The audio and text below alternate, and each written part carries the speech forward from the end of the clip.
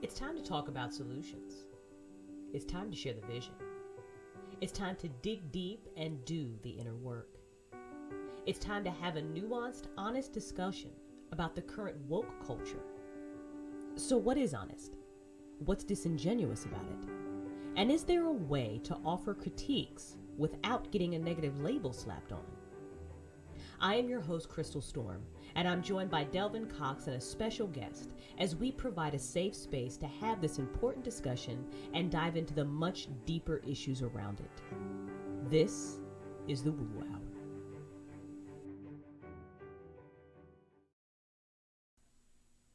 I'm married. I don't have an opinion. He's married. He gets no opinion. I have zero opinion. All right, Whatever guys, my wife thinks. I wanna let you know we are live. But one of our guests was a little bit late. It's okay. We still forgive him. You don't see him yet, so the first 5 minutes of this is going to be me fixing the video screens. Anybody who has used OBS on Twitch knows what I'm talking about. So I have to fix video, and then we'll dive into this very serious conversation that was preceded by that amazing video that I made. Wasn't that video good? That was so good, right? I love it. I would like to say this first. Here we go. Oh my God! It worked perfectly. The black person was not late. The black person was not late. That's an awesome way Let's to make start this the clear. conversation. The black person was on time. Is it okay for me to be offensive right out the gate? Right out the gate, just go. Be my Yeah. guest. Right. I've got a job. I'm sorry. The white guy had to work. I'm so happy. Yeah, all right, my mods are ready. Okay, so Jason was I feel so red right now. I'm God. so. to have on this for this discussion too. That's it. That's that way to set the oh, you know what? And this is gonna be great because right now, like the woke culture is like, oh my God, I can't believe he said that. What the fuck? Crystal's got goddamn racist on her podcast. What is happening? In case you guys didn't know, welcome on into the WooWoo Hour Vodcast. This is the Vodcast where I sit down and I have one-on-one, sometimes, what is this, 3-on-1? I don't even know, 2-on-1? 2-on-1 conversations Menage with... a trois. Menage a trois. Amazing Menage a trois conversations with podcast. people, that too, that we could rename it, it's fine. We talk about serious issues. I talk about woo-woo issues. That's why it's called the WooWoo Hour Podcast. The last time I had Delvin on here, I asked him about spirituality and UFOs and content creation and all that kind of cool stuff.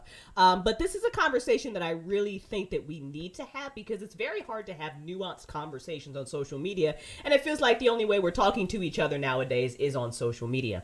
And I think this is a topic that kind of needs to be tackled. Jason is our token white guy. Delvin is our token black guy. I am the person in the middle, and when you hear a little bit about my background, you will understand why I'm in the person in the middle. So this is going to be a great conversation. I can't wait. This is a safe space. So look, say what you need to say. I am trusting that everybody in chat, you're a goddamn adult. You're an adult with a heart that has some measure of empathy and sense of humor, so you can understand when we're joking, when we're not joking. Feel free to say, sometimes shit's not funny. I completely understand that. So if it's not, I get it. But I just expect everybody in chat to be adult about this. Otherwise, my mods will ban you because they fucking love banning people. True story. True story. They love that shit. So, Delvin, go first. Just give us a general introduction about who you are, what you do, pimp yourself out, go. For those who don't know, and everybody probably should know by now because I'm on every freaking podcast in the United States of America. I am Delvin Cox, host of the Delvin Cox Experience, co-host of the Skywardcast, co-host of Games We Don't Play, co-host of a multitude of other podcasts, PlayStation Experience podcast. I'm on a lot of podcasts, to say the least. I grew up in Miami, Florida, in the hood. So for those who ever watched the first 48, they always name 3 places in Miami that are always mentioned in the first 48. Liberty City, Overtown, Miami Gardens. I grew up in 2 out of 3 of those places. Oh my goodness. Yeah, so I have a very unique outlook on life in terms of how I see things and how things should be, actually. I'm very open, diverse to people. My show, The Delvin Cox Experience, is probably one of the most diverse podcasts there is in the game. I'm not even bragging, I'm just being honest. It's just because it's about diversity. My whole tagline is a one-man mission to unite our culture through diversity. So I always have people on who are not like me. And based on me having people on who are not like me, I become friends with people who are not like me, who are different in almost every single way. In some different ways, like my boy Jason, who's on the podcast with me right now. I love him to death. We are very different, from very different backgrounds, but we are friends. Believe it or not, yes, it is a fact. That is what's up. That is what's up. And an excellent intro. And we're going to delve more into your background as well. Jason, go. Tell everybody who you are, what you do, how they can find you. Pimp yourself out. Hey, I am Jason Alme of Team Alme. We're the creators of such podcasts as Shit Happens When You Party Naked, The Slimmer Circle, Comedy is Dead, The Woke White Boy Hour, and I have actually been mistaken for Delvin. I don't know why you keep talking about how different we are. I've been mistaken several times for Delvin. People will tap me on the shoulder from behind and be like, hey, are you Delvin? And then when I turn around, they're like, you look just like this guy Delvin. I know. I don't understand. I think we're like the spitting image of each other, kind of like mirror images. But I think people should check out my podcasts. I did not grow up in Miami. I grew up in Atlanta. I live outside of Boston now, but I lived for 30 years in Atlanta, which is also a pretty cool place, you know. If you like Ludacris and Jermaine Dupri and that kind of thing. I mean, it's a pretty cool place. Hot Atlanta, as we sometimes call it. All right. Yeah, all right. and I'm here to fuck shit up. I love Jason so much right now. I was hoping to make some new friends, but I kind of feel like I'm just going to offend everybody. That's cool. You gotta have that one person. You gotta have that one person that's here to just offend people. Why not? It's time to fuck shit up. See, my family, you're in the right place for this. This is fantastic. That feels like me. It really feels like me. I went to a Chinese restaurant. My roommates in college and we would always go to this one Chinese restaurant that was right near our house. They had a cheap buffet, so for college kids, like, we dug it. But they were kind of like a decent joint. I mean, I wouldn't say classy, but there were like a lot of people in there sometimes. And they would sit us in our own little room by ourselves. And it was mostly because of me, because one time I was in there and I was at the table with all of our roommates and some of the girlfriends and stuff. And there was a bunch of us and we're all having a loud conversation. You know how sometimes everybody just gets quiet at once and then you're the only one talking and you're talking way too loud? That was me. That's always me, but that was me that day. And everyone happened to get quiet when I said the word cooter. And I said the word cooter like really loud. And there were like kids and families in the room with us. They were like it was like the record scratches when the guy walks into the party in the movie, right? I was like, cooter. And the record just, just scratched. And everyone looks over at me like, did that dude just say cooter really loud? They're like covering their children's ears and stuff like that. And from that day on, they always, at the Chinese restaurant, would always sit us in our own little area. And everyone's like, it's because of you, dude. It's because you can't keep your mouth shut. So that's always been me. I've always been the guy who says inappropriate things. I don't even mean to sometimes. Like that time, I didn't mean to. Jason, we are going to be friends. Just only so I can stop being that person that's too loud or saying inappropriate things or laughing at the thing that I shouldn't be laughing at. All right, so that's cool. Sure. We can, that's cool. That's cool. So, I want to be respectful of you guys this time, Delvin. I know that you're cool. Jason, I didn't have a chance to ask you how hard we need to keep to this hour. So if we go over and you need to bounce, definitely let me know. I know you literally just got home from work. Yeah, I've got a new baby and I have a wife. So the harder I can stick to the hour, the less she is going to step on my testicles later. Fantastic. All right, so let's jump right into this then. So I want to start out with literally just kind of talking about our backgrounds because that's going to color our perception for this conversation, and then we can dive into the whole nuances of it. Like I like that Jason's dancing. How we grew up and all that good stuff. So I will go first. I grew up literally in like a unicorn bubble when it came to racism, right? I have experienced some really horrible things in my life. I've got like trauma that I'm working out, but it didn't have to do with fucking racism. I grew up in Virginia and in North Carolina. I had friends that were so diverse, like black people, white people, fucking rednecks, Christians, non-Christians, just literally, I lived on an army base for a little while as well. So when it came to kind of coloring my perspectives as far as how people react to how you look, I didn't experience that as a kid. I've experienced actually just two issues of that. Once, like I'm 5 foot tall and I weigh like 90 pounds. Okay, that's real talk. Okay, but apparently one day in the grocery store when I was a kid, I looked so fucking thug that I'll never forget it. This white lady looked at me, grabbed her purse tighter and stepped away.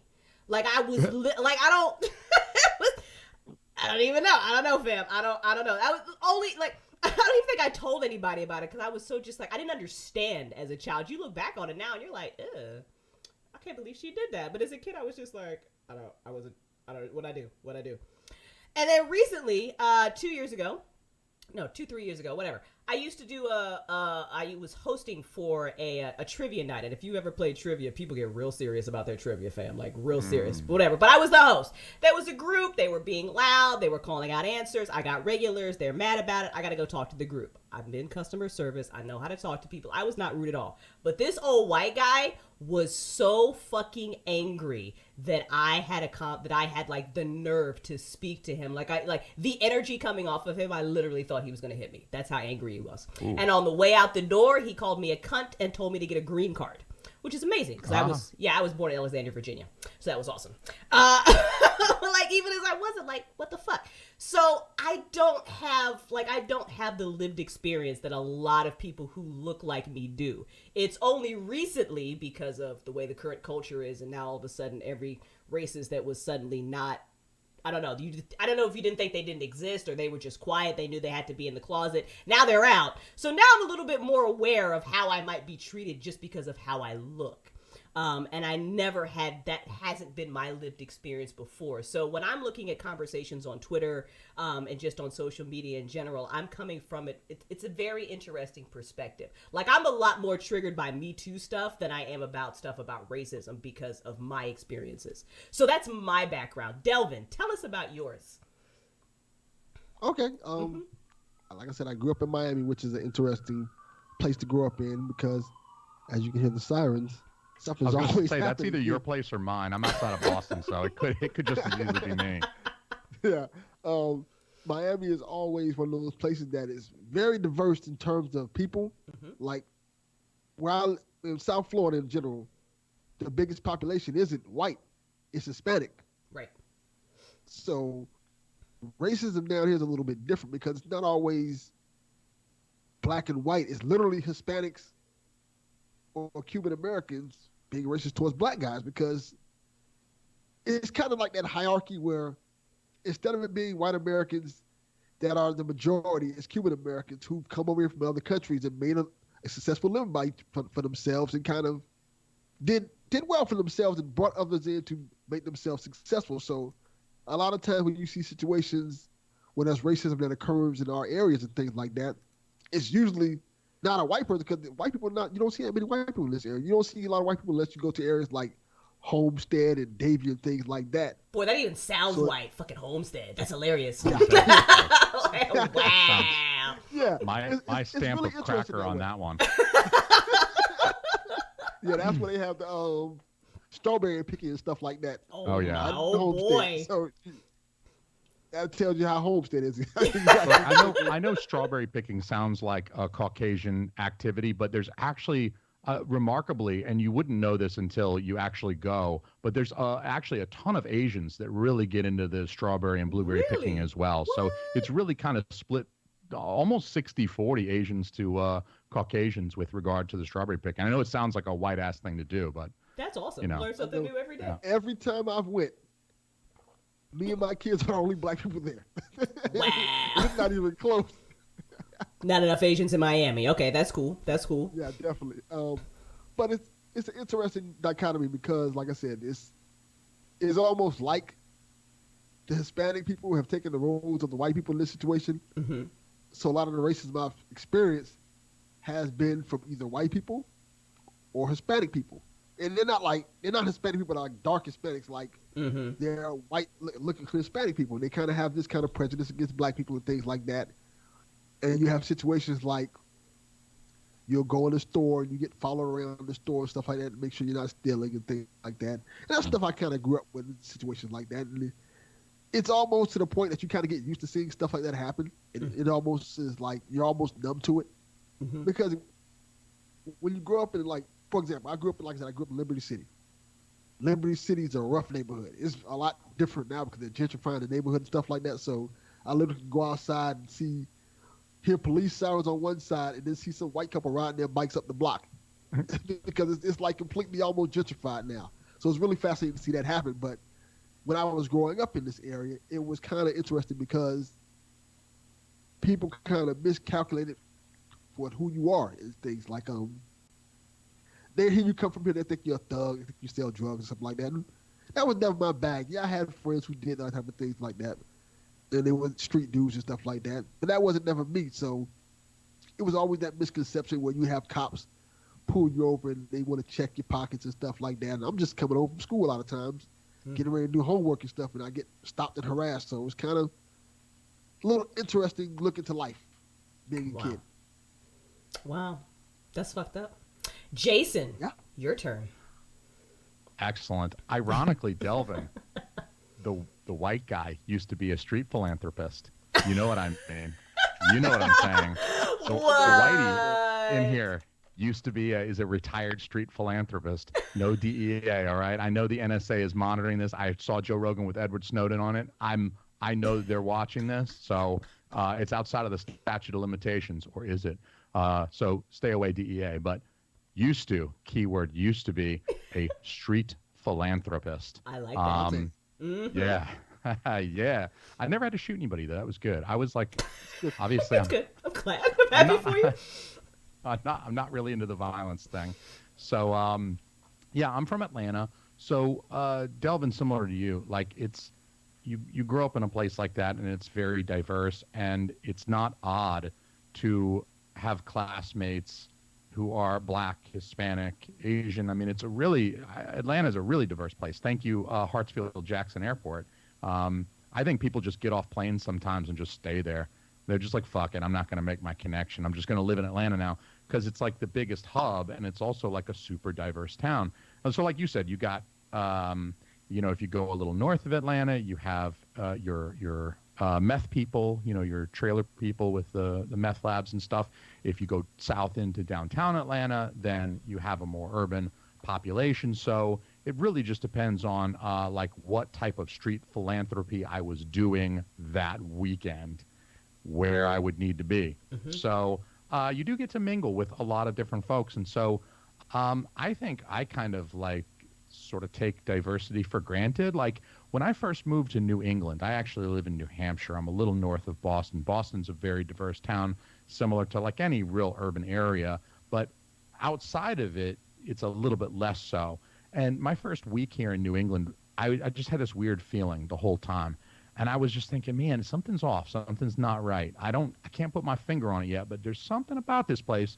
It's just like my spider sense was going off a little bit, but I didn't know what was coming. And then me and my wife are walking through the grocery, and I finally saw my first Black dude in like a week. And I was like, oh, that's the problem. Everybody's white up here. I was removed from my diverse environment. And what was wrong was like every time I went into a public place, I was like, oh my God, where are all the Hispanics? There's actually a pretty good number of Asians thanks to Boston, Chinatown. But like as far as diversity goes, it's actually far less diverse here than what I'm used to for like the 95% of my life. And so it was really actually the weird part was like suddenly there's no Black people in this grocery store. What happened? Is this a racist grocery store? Are they not allowed in, or are there just none in this area? None of them are hungry today.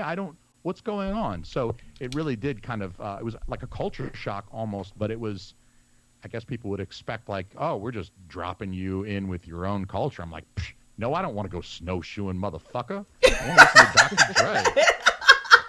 Snowshoeing. No, I do not want to go apple picking. I don't want to go snowshoeing to the pumpkin patch, motherfucker. Would you like to buy some meth? How would you? And then really cut into my business because weed is legal up here. So, you know, white people just want Valium. That's it. So they, yeah.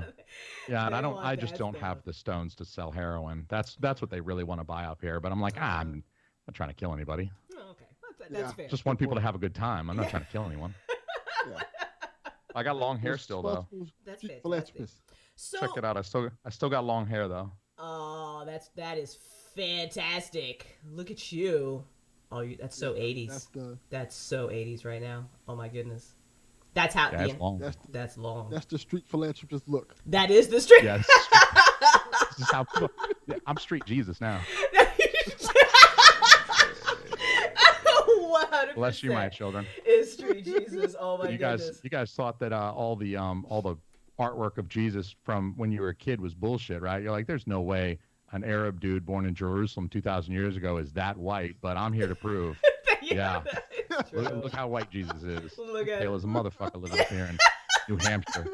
Oh Shit. my god. All right. So, Also, I'm actually growing this out for cancer kids. Once it gets long enough, I'm gonna cut all this off and I'm gonna donate it so some cancer kid can have a sweet ass wig. that is fucking awesome. That's awesome.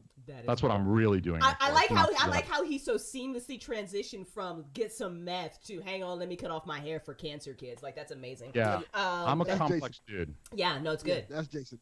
I love it. I love it so much. Which some people call crazy, but that's fine. I don't. It's fine.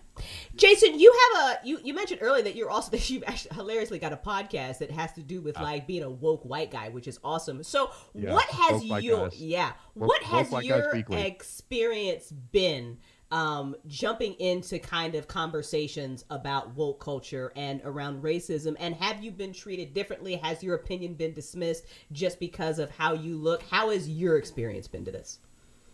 Well, I would say, I was completely bullshitting when I said I have a podcast called Woke White Guys Weekly. I just like alliteration. I don't really have a podcast called Woke White Guys Weekly. I don't. I'm really sad about that now, right? Yeah. I was like, I'm gonna listen to it. It's gonna be awesome. Now you have to have one. That's it. I have to create one. Now. Well, maybe we could do it as a segment for Shit Happens When You Party Naked. It could be like a recurring bit, and we could just fold it into the existing, because that's kind of Shit Happens When You Party Naked. I'm like, it's a comedy podcast. I say the ridiculous shit that pops into my brain, but then sometimes we have conversations. Delvin and I recently had a conversation. Actually, Delvin, my wife, and I, who's my co-host, Delvin, my wife, and I had a conversation about cancel culture, woke culture, and within the context of Chappelle's new special, Sticks and Stones, which, so we do, like, it does sometimes come up. We do talk about that type of thing if it happens to be on my mind. But yeah, Woke White Guys Weekly is, we're going to have to. Wouldn't it be ironic, Delvin, if I invited you on to do that segment with me? Please do. Woke White Guys Weekly. I would gladly do that. Please do Yeah. this. Please do this. I guess that would be kind of. The universe needs this. Yeah. Yeah. But anyway, so what has been, so have you delved in, so let me ask you this then, Jason, because you sound like you are a type of person that considers themselves an ally just because of how diverse you grew up and your kind of experiences. Yeah. So especially living in now in kind of New England, what is your opinion kind of woke culture now? I mean, I think it's kind of silly, to be honest. I think for the most part, it's really confined to social media as well. Like you were saying earlier, that so much of our conversation occurs via social media these days. But I'm old enough. I'm about Delvin's age, I think. And so I think we both remember a day and age where if you were going to communicate with people, you'd at least have to pick up a phone. I mean, in like 1997, I could have emailed Delvin, but I would have had to wait like 20 minutes for the dial-up to boot.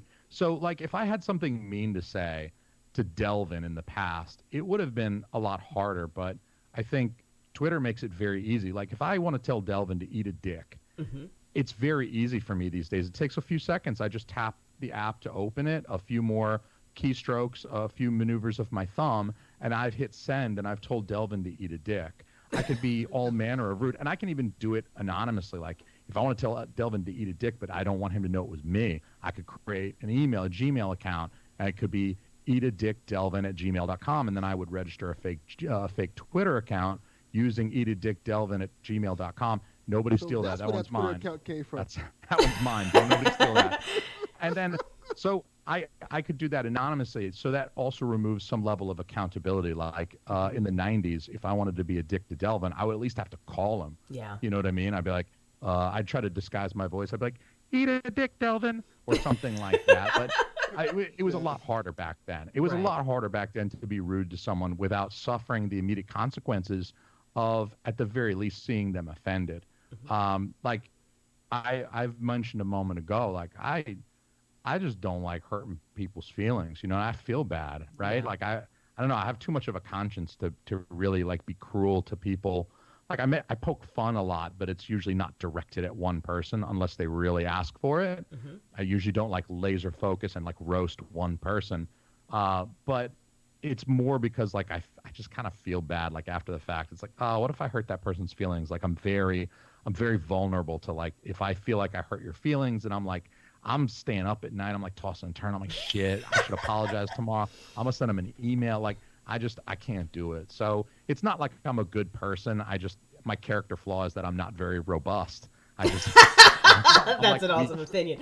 That is so let me ask you a it's not like follow-up I'm a question to wonderful that. How do you feel, because so everything now is let's get diverse. Yeah. And my kind of opinion on it is it's good when it's not forced. And it feels to me like you have to walk a really thin line to be like, I don't know if you should cast, I don't know if you necessarily need to make Ariel black, for example, because A, she's a fucking mermaid. And I'm going to quote my brother on this one because he had a really funny opinion on it. Mermaids are under the ocean. What's not under the ocean? The sun. I mean, he's hilarious.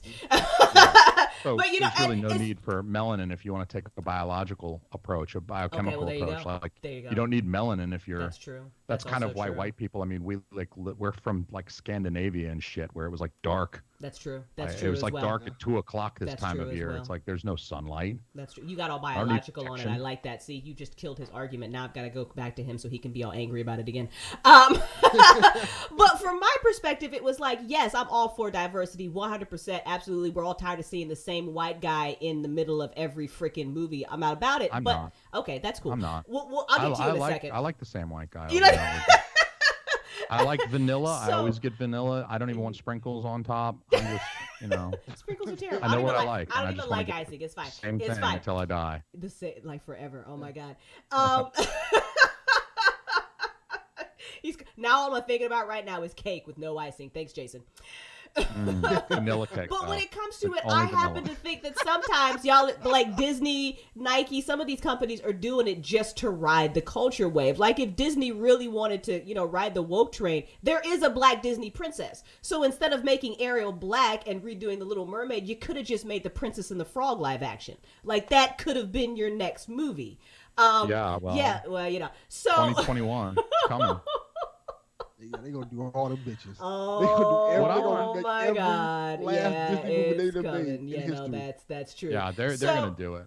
Delvin, what's your opinion on that? And when you watch those kinds of conversations, because you're on social media just as much as the rest of us, when you're watching those kind of conversations, you know what? Does it bother you if someone else who doesn't look like you jumps into the conversation and has a differing opinion? Because I mean, a lot of people, they get real mad. My whole thing is this: is it gonna make the movie good? Mm-hmm. If it makes the movie good, I'm all for it. Like I remember when they rebooted Spider-Man for the 1,000th time, they were like, "Hey, Zendaya's Mary Jane." Oh, but she's not really Mary Jane, but she's Mary Jane. Mm-hmm. Everybody had a fit about, oh, why is this girl Mary Jane? And then turn out, hey, she's actually really good at the character. Right. I always look at it like as long as it works for the movie, I don't really give a fuck what race or age the character is, as long as it works for the theme of that movie. Like, and a lot of times I think there are moments where it just looks nuts. Like, for example, perfect example where diversity kind of looks a little nuts. What was that movie I just saw a while back that came out? Ghost in the Shell. That's the one. Mm-hmm. Mm-hmm. It's set in Tokyo. Oh, yeah. Everything in the movie is about Tokyo, but your main character is a white lady. Yeah. And she's named Major Kusanagi. She has a Japanese name. Yeah. And I actually like the movie, but it's just, it takes you out of it when you... They got raked over the coals for that one. There was a lot of people were pissed about that one, and Scarlett Johansson didn't help herself out. I think... And it gets worse, because did you hear the other movie that she was... I don't think it still came out yet, but there's another movie that she's supposed to be in where she plays a transgender male. Oh, God. Yeah, I heard about that one. Oh, boy. I can't wait for that one. Yeah. Yeah, there's definitely instances where I feel like they're just Hollywood itself is just riding that damn train. I mean, it's like take Nike for example. I mean, they jumped on that whole "just do it" campaign with Colin Kaepernick. That's brilliant marketing. Nike is the shittiest company on the planet. You are tripping if you think that Nike gives a shit about racism and what Colin Kaepernick was going through and knee bending during the anthem. Like Nike does not give a fuck, but Nike likes money. On both sides, right? But Nike likes money. So, and it's like and you felt like that you couldn't jump in those conversations because you were missing the point or whatever. So let me ask you a follow-up question out here, Delvin, is, what are you looking for as an ally? Because we had briefly had this conversation, I think the last time we were talking in Twitter. Delvin and I have amazing Twitter DMs, by the way. You guys should be jealous. So, like as a person of color, when we talk about being an ally and, changing, and I like how the culture is changing. I like how we're being more diverse. I like how we're being more like Jason, where we care about people's fucking feelings, but we don't have to go too far. And I think sometimes we do, and if you try to say that, then you're immediately labeled as a racist or whatever. So, as a person of color, Delvin, what does it mean to be an ally to you? Oh, I'm being straight up honest. And that's one of the things I've always dealt with the Delvin Cox Experience. Straight up honesty. If you don't know, be willing to learn. Like, one of the things I've always appreciated about my podcast is that I've always had on different guests from different backgrounds of life. Like, I've had on Trump supporters. I've had on people who don't like Trump. I've had on transgenders. I've had on males. I have on women. But one thing that always comes out in the episode is these people become friends of mine because even though we're from different backgrounds and we believe different things, we always come to the conclusion, hey, this is a cool person. This is a good person. I think that's when you kind of base everything off of. Like, one of the things I did with my series, I had a series about the state of America where I would interview people from different cultures and backgrounds to get their take on how America is today. And one of the cool things that came out of that series was there was two groups of people. There were these guys at this podcast called the What Podcast, two black guys from Detroit. I love them to death. They're great. And there was these other guys who have a podcast called the Bearded Idiots. Three white guys. Both they live up to the name. Yes. But they're both from two completely Now I'm going to feel bad backgrounds. about that later. That's all right. That's okay. You should feel bad about that later. I love those guys to death. But these guys are from two different backgrounds, but they came on my show and became friends. And they don't agree on a lot of things. Like, we had a big gun debate and stuff like that. We had a whole bunch of different conversations about everything. They don't agree on a lot of things. But because they sat down and communicated, they found things that they did agree on and based the whole friendship off of that. And I think that is awesome. And that's really what's missing when we see things on social media and we get so angry about them and we immediately jump into this. And it's one of the reasons why I want to do these podcasts. And I love what you do, Delvin, and how you were talking about Jason. Like back in the day, it's not, social media is good because now we're becoming more aware of things, right? The world has shrunk for us. So now we can get stuff on camera. You can find out, Black Lives Matter, all the kind, Me Too. A lot of things has come of this so we can communicate faster. But at the same time, there are some conversations where you got to get fucking off Twitter. And you have to, and if you are really angry at this person for the opinion that they have, you need to be like, hey, you know what? What you said pissed me off. Let's Skype. Let's have a one-on-one conversation where I can look at you and you can look at me and we can really understand each other. Because otherwise, you're just like little keyboard warriors. Yeah, and I hate that. I hate that too. And I see a lot of shit on Twitter that pisses me off. But you know what? Like I've got Trump friends. I hate Trump. I've got, whatever. I don't really like Democrats either, but I've got fucking liberal friends. So it's just all walks of life. All walks of life. A phrase I heard from someone, you're always born an ally until you're taught otherwise. That's very true. Jason, what about you? What does it mean to be an ally to you? Like, where do you come from with this? Honestly, I think I agree a lot with Delvin's interpretation because I don't know. Like, I think being honest and being real is important, but I suppose you could still piss people off if you're being honest and real and you just don't like black people. Then you're being honest and real about something, but you're still pissing off like all the black people and all the white people that like black people. So, I think the honesty is important. I think like being able to have a conversation, but don't go out of your way to be a dick. I don't think I don't really even label myself as an ally because it feels like, I don't know, like I'm trying to put myself on a pedestal. Like I'm this awesome guy. Look, y'all, I'm woke. This isn't West Side or Wu-Tang anymore. This is woke. That's why I do it in all my social media images. It's like Tupac. I'm woke. But I'm not trying to like place myself on a pedestal or like make some kind of proclamation about myself like I'm so great. I like gay people because I'm a really awesome dude, and that's why I have gay friends or something like that. But it's not really because I'm an awesome person. It's because like it's a lot of effort disliking people and like going after people for their skin color or their sexuality. It's like, oh, gosh, fucking effort, man. I don't want to. Gotta keep it real. Yeah, being racist takes a lot of fucking work. Yeah, it's a lot of work. It's a You lot have of to go work. out of your way to be an asshole racist. You do, and those people are sometimes it's like, exhausting. Like exhausting. I got to look at somebody. I got to decide: is this person like Hispanic because they're kind of light, but are they maybe half? Do I want to be racist to them, or maybe I'm going to let them slide on their white half? I don't know. It's work. That's work. I don't want to have to make all those decisions. I'm just going to be cool to everybody unless they're a dick to me. And then it's sort of like a golden rule. Like I want people to be cool to me, so I'm going to be cool to them. And the way I behave towards people is indicative of kind of how I expect or would like people to treat me. So like I fuck with people a lot. Like I fuck around. Like I just said I've got lesbian friends, but like every time I see a Subaru, what do I think? You know what I mean? I'm like, ha. So I mean, like I like fucking with people. I like fucking with people. I can't help it. What did I say about? Were we live when I said that thing? Oh, the white guy had a job. You know, like Delvin was busting my balls. I busted his balls back. You know, I like that in a relationship because that's like a level of trust for me. It's like, oh, we can kind of fuck with each other. No one's going to be like really sincerely mean. We're just going to like, you know, have that kind of chummy. I guess it's like, it might be kind of like, you know, I lived with a bunch of dudes in college and stuff. And so it's like, you just kind of get conditioned to that. So I just feel like one of these dudes at my work, you know how sometimes your work has these like speakers come and talk to you and shit. And usually it's worthless. But this guy said something, and he was like, the golden rule isn't treat people how you would want to be treated. It's treat people how they would want to be treated. Wow. But the problem is you don't know how somebody wants to be treated if you don't know them.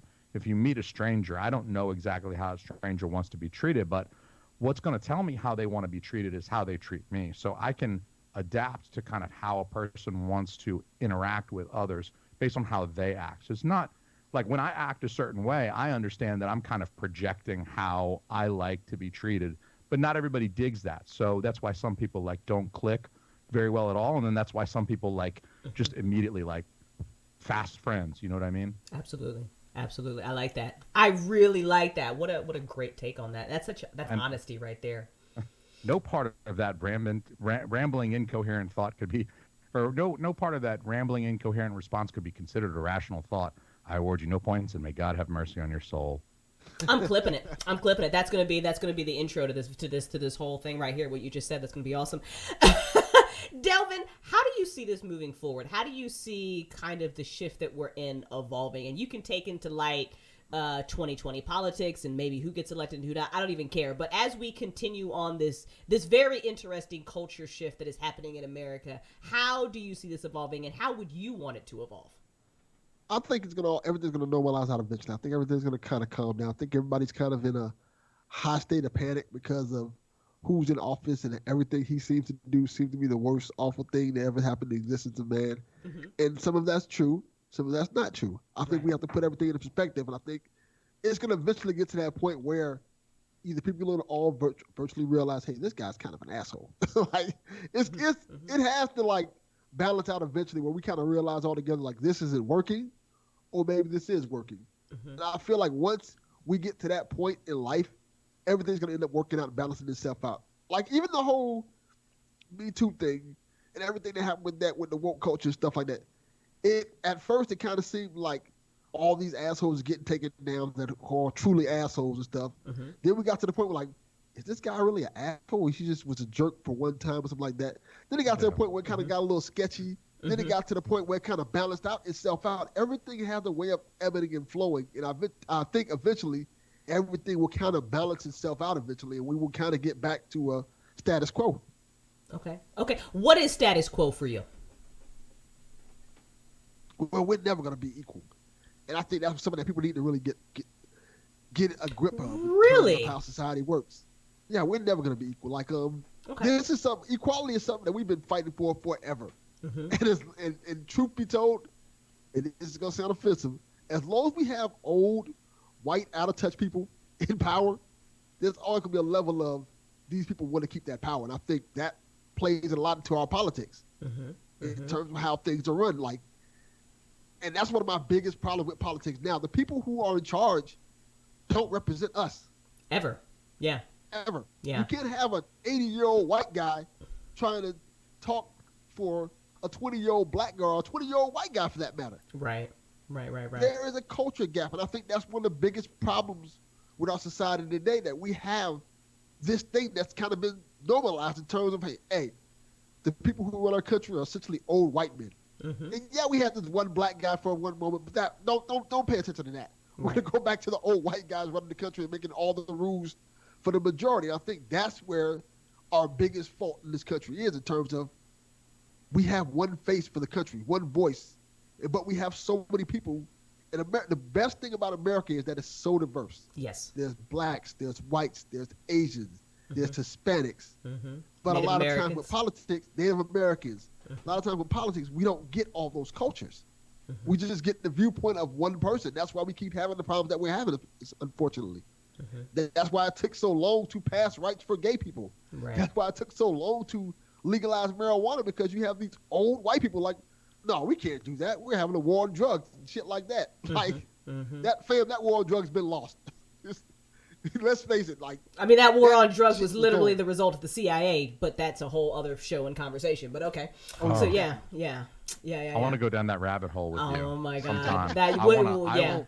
I want to dive into that conspiratorial rabbit hole with y'all sometime. That we will definitely have a show where we dive into that rabbit hole. You know what, Delvin? I find that your viewpoint to me is both depressing and it's real, and I hope you're wrong. I hope you're wrong, that because I have a very pessimistic view of government, and I'm one of the I've never voted. I've never voted because, well, I grew up and I learned things, and then I realized that I cannot in good conscience cast my vote for a system that doesn't fucking work. It just doesn't, and I don't think it was ever meant to. So when people, let me rephrase. I think the system is working for, like you said, the old rich white guys. I don't think the system was ever meant to work for us, and that's a whole different rabbit hole conspiracy, but it just doesn't. So I think if we want to find equality, we're not going to find it by looking to our politicians or these leaders. We're going to have to find it in our communities, one-on-one, individually, in conversations like this. Jason, where do you see things going, and what's normalcy for you? How do you see this unraveling? Oh, I think things tend to go like a pendulum, like a grand pendulum. Things kind of swing back and forth. Like, you'll have a period of time where there's like a Democratic president and a Democratic House and Senate. The Congress majority is Democratic. You might see that for a couple of terms, but then that would be followed by, like with Clinton, you had 2 terms of a Democrat in the White House, and periods of time where the Congress was predominantly Democrat, but then you had that swing back with George W. afterwards. So I feel like things tend to go kind of back and forth. And I do get kind of cynical because the maintenance of this, as I've gotten older, like, I've continued to do fine personally, like in my own personal life. I mean, it wasn't like whoever became president was going to have a big impact, because I wasn't going to get kicked out of the university if George Bush got elected, George W. got elected. Yeah. And I didn't get fired from my job when Obama got elected. I didn't get fired. I got a better job.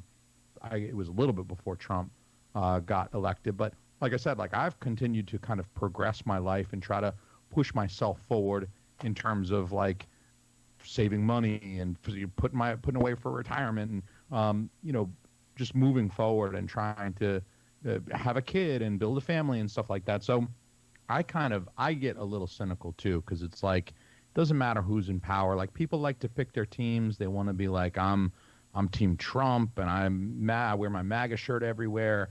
Or you got the other side of that is like, I hate Trump, and I'm gonna put it all over my Twitter that I hate Trump. Like, even when you click to look at my Twitter profile, there's going to be something about how much I hate Trump right under my profile image where it says he, him, or whatever. I gotta tell everybody that visits my Twitter that I hate Trump. You got both of these sides, and I just feel like we spend a lot of time focusing on like male versus female, or white versus black, or immigrant versus native born, and it's like shit doesn't really change. You know what I mean? It doesn't matter who's the president. You're either,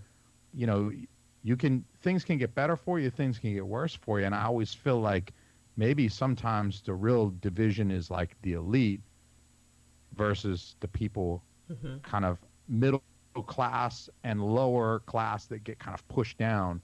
And that's why something like the Occupy Wall Street was a little bit more exciting, because it was like, oh, okay, now awesome.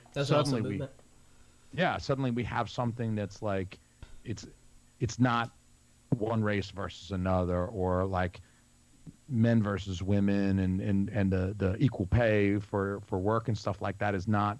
We're focusing more on financial or economic inequities and stuff like that, and how the power structures of things like government and governmental agencies can be co-opted. And if you're in a position of power, then it's only natural that you're not going to want to give that up. So it makes sense that you have these like dynastic, like one Clinton is going to be president, then another Clinton was trying to be president, and it's just a matter of time before a third Clinton gives it a shot with what's her face?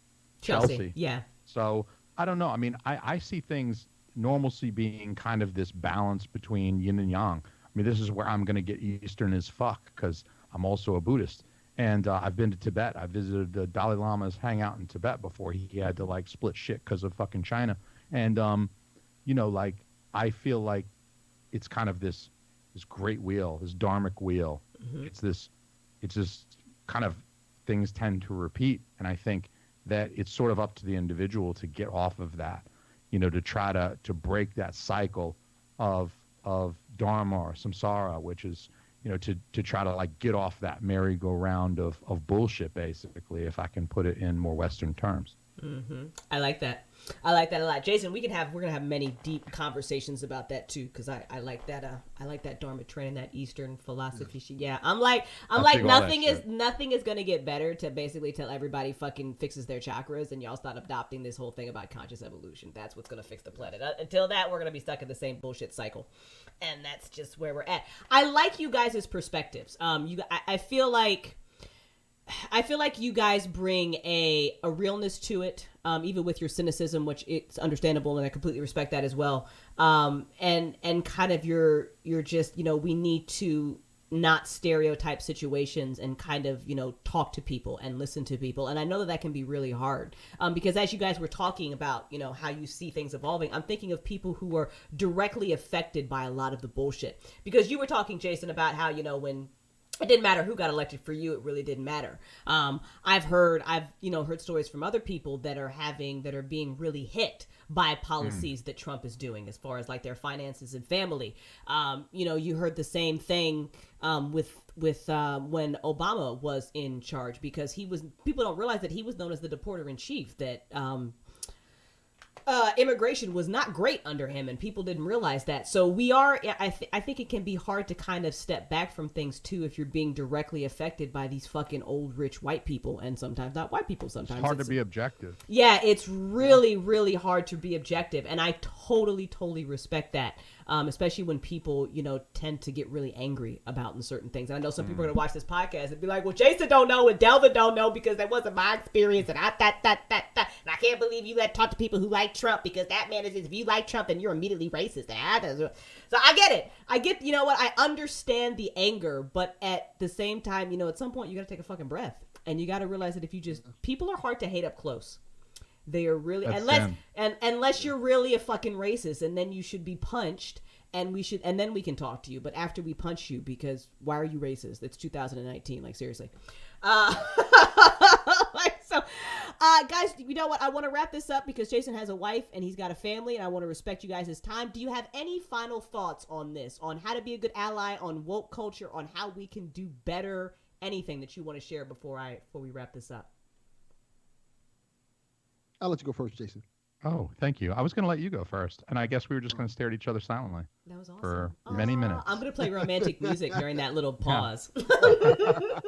I like to be a gentleman. Like I'm from the South, and I do believe in like being polite to people. Like even before the like all the Buddhist shit I read, I just I think it's good to be nice to folks. It's good to be polite. It's good to be conscientious, and like then the Buddhism kind of built on that with the compassion stuff.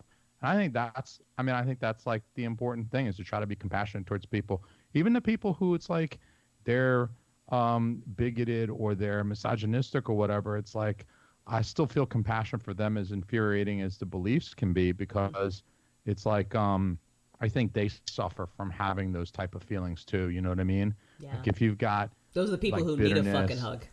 Yeah, they maybe need to get like hugged and kneed in the groin simultaneously. Absolutely. I don't know. Yeah. So like you kind of a dual approach, but like I feel like the woke shit. I mean, like I said, it's a pendulum. I think maybe they're going a little far right now with canceling people like James Gunn because of a couple of shitty tweets from like 8 years ago. To me, It was a little that's excessive. like it's an egregious example of how far some of this stuff can go if you follow it to its conclusion. Of course, people like Bill Cosby need to be canceled if they're doing anything. Like pull that guy's tour and let's go ahead and prosecute him and put him in jail because he's guilty of crimes. But I mean, the two things are completely different cases. An offensive tweet and rape are like they're at least a little different. Right. At least a little different. Right. I would probably rather be raped by Bill Cosby than have an offensive tweet directed at me. So don't at me, y'all. At Party Naked Pod. Wow. Twitter, Instagram. At Party Naked Pod. Oh my God. Like that drink, baby. Yeah. So I mean, I think it goes a little too far, but at the same time, I think maybe it comes from a good place too. Like people just want to make the world better, but I think maybe you can go too hard sometimes, and we need to be compassionate towards. I think we need to be compassionate towards the victims of bigotry and misogyny and stuff like that. But I think we also need to, just like not throw the baby out with the bathwater, not throw the James Gunn out with the Harvey Weinstein. Yeah, yeah. Harvey can go. James, he's okay. Yeah, he can go. Yeah, fuck he Harvey. Can go. But I James, think we James hang just, on to James he just Gunn. said some shit. That's fine. Like whatever. Like yeah. I want Jared from Subway back. I always say Harvey that you've for Jared gotta. From Subway. I want Jared from Subway back. Like you've gotta take. There is an intent behind words, and you need to be able to ascertain that. You can't just. I mean, goddamn, like those tweets. Like maybe he was just joking, or maybe he really does believe that. We don't fucking know, but nothing suggests to me of who he is now that he is the person who randomly like tweeted that shit. So yeah. Every now and then, fam, you can just calm down. They are just bad jokes. Yeah, they're bad jokes, but like joking is like anything else. Like comedy is not unlike any other skill or ability. Like when you learned how to ride a bike, you probably fell off a few times. When you were practicing sports as a youngster, you probably struck out a few times. What I'm saying is like it takes practice to get good at a thing. And when you first start doing a thing, you're going to be pretty bad at it. So you're going to make some shitty jokes. If you're trying to be funny and you're consistently trying to be funny, you're going to make some shitty jokes. Like sometimes they just bomb and people just look at you like, okay, next. Right. But then sometimes it's still kind of a funny joke, but maybe it's a little edgy. I told in one of my podcasts, where our first live podcast we did, to a sold out crowd, by the way, let me just say how awesome I am. I did a whole gay chicken joke, and it was like Chick-fil-A versus Popeyes. Oh my God. God. Then it was actually based on a phone call. Delvin called in, and I played his phone call. He's like, what do you want to see in 2020? So I went off on my gay chicken joke that I had wrote, and it killed, right? The whole sold-out crowd was dying. It was the highlight of my night right there, probably the highlight of, like, that whole week. But afterward, a couple of my friends were there, too. My lesbian friends were there, and they were like, gay chicken, eh? And I was like, oh, yeah, it was a little edgy. I'm sorry. But it killed. You got to admit, it killed. So it's like you're going to... I mean, it's like you got to crack an egg to make an omelet, you know? You just got to decide, like, which egg do I want to crack? Do I want to tell this horrible racist joke that might make some bigoted dudes laugh, but it's going to look pretty bad on me because it was horrible and racist? Or maybe I'm going to have a podcast that has shit in the title and a lot of bad words, and my mom's going to be the egg that I crack. My mom doesn't listen to my podcast, not because she doesn't want to support me, but she's like, it's filthy. I can't listen to my boy saying all these filthy things. So it's like I'm choosing kind of which eggs to crack with my comedy. And right now I'm offending my mom and my grandma instead of like black people or Hispanic people, at least most of the time. Okay. Yeah. All right. Your turn, Delvin. I don't know how to follow that. Jason killed that. But I think I would like to see people grow more understanding in terms of how a lot of times with this woke culture, people sit there and kind of point fingers like, oh, he said this 17 years ago and stuff like that. But if you look at each one of our passes, we've said some wild stuff or done some wild stuff. But we have to learn empathy. And I think that's the problem with today's society now, that nobody has empathy in terms of how we look at situations. Somebody makes a mistake. First thing we say, oh, throw them out of society. And that's not how society should work. That's not how any proper society should work and move forward. Now, there's certain things where you got to sit there and say, whoa, this what you did right here was not cool. Like the whole Harvey Weinstein thing. That's a whole... Pause for just a second, Delvin. Sorry. Somebody rated us and the Imperial March was playing over your fantastic words. Okay, continue. Yes, but like the whole Harvey Weinstein thing, he has a Lifetime Achievement Award for being a creep. So people like that, kick them the fuck off the planet. That makes sense. Right. But when you have people like James Gunn who may have made a mistake, or even the Kevin Hart situation where he may have said some crazy stuff in the back of the day that he apologized for and whatnot. You have to kind of look at those situations by case and say, do we really need to cancel this person and ostracize the person for somebody who made a mistake? Or should we take the time to teach them on how to be better? Right. And I think that's how we kind of need to look at things instead of taking every situation and just throwing that person away because they made one mistake in their life. And it happens a lot in this society now. And that's one of the unfortunate things that happens. Like, there are some people that are fucking creeps. R. Kelly, get him the fuck out of here. He should have been the fuck out of here decades ago. He gets kicked off the fucking fucking... Ignition. We couldn't get rid of R. Kelly until he made Ignition. I think maybe, was that, 2001, 2002? I think maybe after 2002 you get rid of R. Kelly, but I think we had to keep him around at least until we got Ignition. I fucking love that song. It is a great song. That's it's terrible to say, like, I know. I'm gonna feel so conflicted when I play that song for my daughter. You know what? I'm gonna feel so conflicted. You know what? Every now and then, like a Kevin Spacey movie will come on, and I'm just like, God damn it, Kevin Spacey. Bro, Usual Suspects. I'm still watching it to this day. You know, and then you're just like, but you fucking suck. But fuck, dude. Look, come on. I'm mad at you. I'm gonna have to watch that movie. Like, I know he grabbed some dudes' dicks and balls and shit like that, and he like sexually harassed some dudes, but. I'm still watching Usual Suspects. Still a good movie. Sorry. You know, he said I think everybody fucking has Kaiser that one Sose, person man. that they look at like, he did some fucked up shit, but damn, he's a good actor. And isn't that depressing that that's the world we live in? We're like, I almost feel like this. I feel like if we knew everything that went on behind the scenes in fucking Hollywood, we'd never get to watch a movie again. Because I feel like everybody but maybe Tom Hanks and Keanu Reeves in Hollywood is a fucking asshole. I will give you a perfect example of that.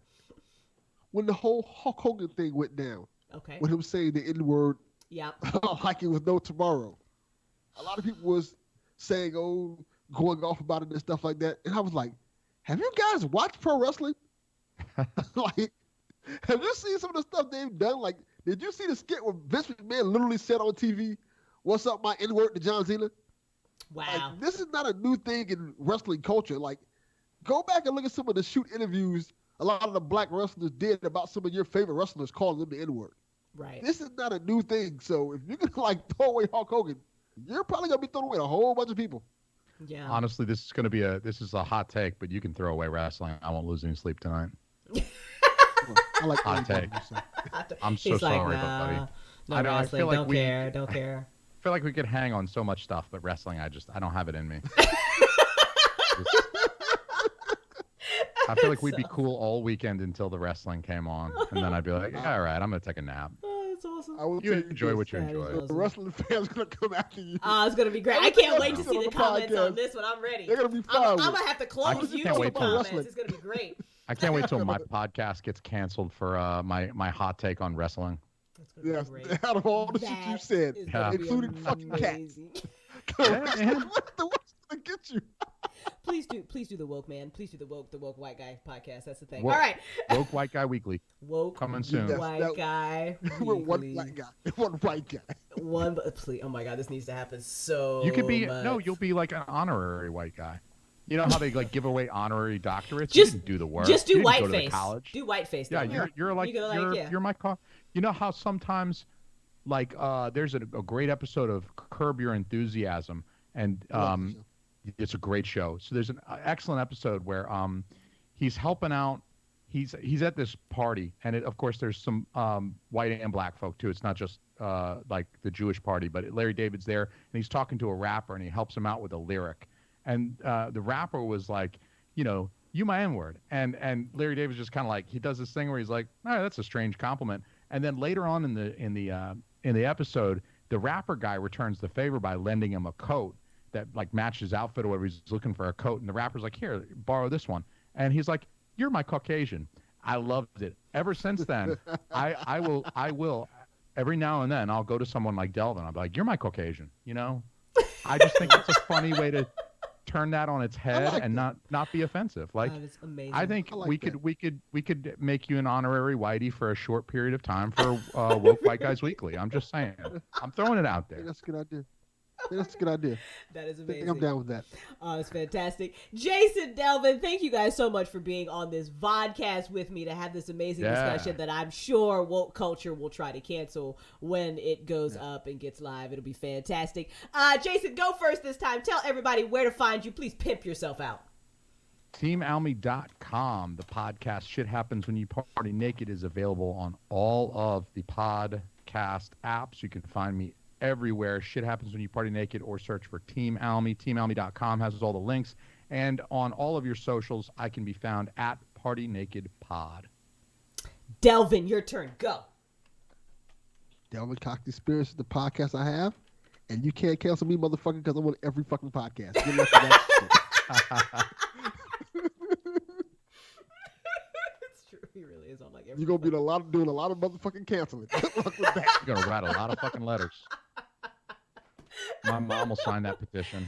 All right, Get Jason fam. canceled. The moral of the story for tonight's Woo Hour podcast is talk to people one-on-one, okay? We're all Let's old. hold hands. Yeah, we're all old here now, so if you're really fucking pissed off about what somebody said, then you need to have a one-on-one conversation with them. Stop being goddamn Twitter warriors. Stop being fucking racist. And let's just do better as human beings, okay? We can do this. I believe in us. I believe that things eventually will change. Otherwise, I'm gonna be really pissed. If I'm fucking 80 and we're still having this fucking conversation, I'm canceling Earth. That's what I'm fucking canceling. I'm going to cancel myself. That's it. Kurt Cobain style. If we all reach 80, it'll be a fucking miracle. It will be a miracle for my diabetic ass. I got the type 1 diabetes, man. If I make it to 80, I'm throwing a party. Oh shit! Yeah. Damn, that's real. That's real. All right. I won't have feet. I'll have metal legs, but I'm gonna have a party. I mean, hey, do what you It'll gotta be like do. what is the name from Star Wars? What is Borg? his fucking name? No, Which one? Darth Maul. Chewbacca. He has Darth Maul. He has robot legs now. Oh shit! They never should have brought him back. Oh, it's a whole nother. That's a episode. whole nother. We that's got to do whole a part nother- 2, y'all. We'll do a part 2. We'll do a part. we'll get into fucking the CIA conspiracy. We'll talk about some more woo-woo shit. We'll get real deep into it. It'll be fucking awesome. I can't wait. All right, I'm definitely I can't smoke weed anymore. It fucking gives me panic attacks. I'm mad. Anyway, all right, y'all. We're out of here. My Twitch family, stick around. We're gonna play some Outer Worlds after the break. This is Delvin. This is Jason. It's the Woo Woo Hour Vodcast. You can catch it live not live. You can catch it live on here. You can get the fucking replay if you didn't hang out with us live over on my website, over on YouTube. You can hang out with me on Twitter. crystalsimagination.com is where you go to all the things. I'm just gonna let Jason do this for that. Keep going. Okay. And we're done. Break screen. I'll be back later, y'all.